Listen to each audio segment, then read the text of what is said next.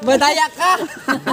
May kapangagaw ka ng sibad. Yun, nagalipad-lipad. Ayun. Ayos talaga.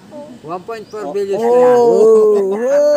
Hello everyone! Ito na naman ang panibago nating video. Wala nga kaming magawa kaya nagkayayaan kaming mamingwit. Bago nga pala kami manghuli ng isda ay nanguha muna kami ng pamain. At dito nga sa aming tabing dagat ay magkukutkot kami ng mga buhangin para makakuha ng bulate. Ito ang ginagawa naming pamain para sa mga banak at sari-saring mga isda dito. At ito ang paboritong pamain ng tambog, banak at damalurog. Matapos nga kaming makakuha ng mga pamain ay nagdiretso na kami sa ilog. Dito ay magtatry kaming makahuli ng mga isda. Marami kasing mga banak ang aming nakita dito kaya naman napagtripan naming hulihin ang mga ito. After nga ng ilang minuto ay nakahuli agad tayo.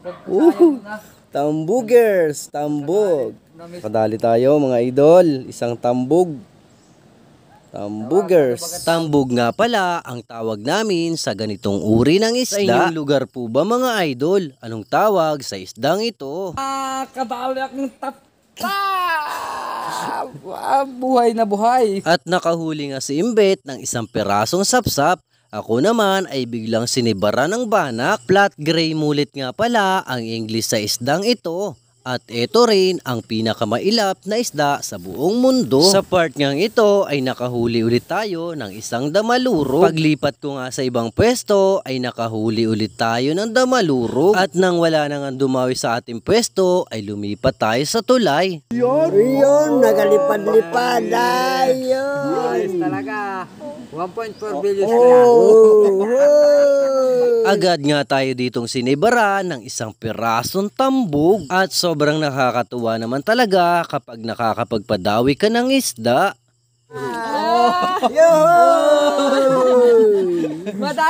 Madaya ka! May kapangagaw ka ng sibad. Aray! Ang tawag nila din ay Kwan? Anong tawag bet? Yung Rawan. Dararog. Anong damalurog? Ang iba tawag nila? Biya. biya. Biya.